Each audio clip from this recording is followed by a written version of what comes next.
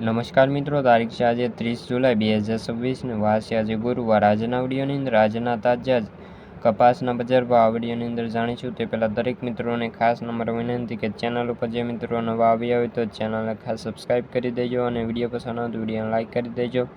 તો ચાલો મિત્રો જાણી લઈએ આજના તાજા કપાસના બજાર ભાવ। હળવદ 1350 થી 1696, રાજકોટ 1500 થી 1869, ખાંભા 1401 થી લઈને 1712, મોરબી 1535 થી 1811, બોટાદ 1476 થી 1883, સાવરકુંડલા 1500 થી 1876, જસદણ 1400 થી 1860, વાંકાનેર 1300 થી 1830, ગોંડલ 1101 થી લઈને 1816, અંજાર 1626 થી 1626, પાટણ 1250 થી 1831।